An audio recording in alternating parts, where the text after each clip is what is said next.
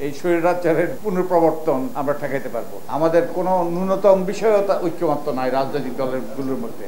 আমরা যদি কতগুলো গুরুত্বপূর্ণ বিষয়ে ঐক্যমত্য বুঝতে পারি এবং সেই ঐক্যমত্যের ভিত্তিতে যদি আমাদের রাজনীতিবিদরা যদি কাজ করত, তাদের মতের ভিন্নতা, তাদের পথের ভিন্নতা, তাদের আদর্শের ভিন্নতা থাকতে পারে, যদিও অধিকাংশ দলেরই কিন্তু আদর্শ বলতে কি জিনিস তা নাই, আদর্শের ধারে কাছেও নাই তারা। তবুও সব দল নয়, অনেক দলই এখন তবুও তাদের মত পথ আদর্শের ভিন্নতা সত্ত্বেও তারা যদি একত্রে কাঁধে কাঁধ মিলিয়ে কাজ করতো, এই যে সম্ভাবনার দ্বার উন্মোচিত হয়েছে শেখ হাসিনার বিতরণের পরে, সেটা বাস্তবে রূপায়িত হওয়ার সম্ভাবনা দেখা যেত। আমরা এই কতগুলো মৌলিক বিষয়ে যে একতা দরকার আমাদের রাজনৈতিক দলগুলোর মধ্যে, সেই মৌলিক বিষয়গুলো কি, সেই মৌলিক বিষয়গুলো সম্পর্কে একমত হয়ে একটা যদি জাতীয় সনদ প্রণয়ন করা যায় এবং সেই জাতীয় সনদে যদি আমাদের রাজনৈতিক দলগুলো স্বাক্ষর করে, তার ভিত্তিতে যদি ভবিষ্যতে আমি নিশ্চিত অদূর ভবিষ্যতে একটা নির্বাচন হবে, নির্বাচনের মাধ্যমে যেই সরকার আসবে, সেই সরকার যদি এই যে ঐক্যমত্য সৃষ্টি হলো, যে জাতীয় সনদ স্বাক্ষরিত হলো, সেগুলি যদি বাস্তবায়িত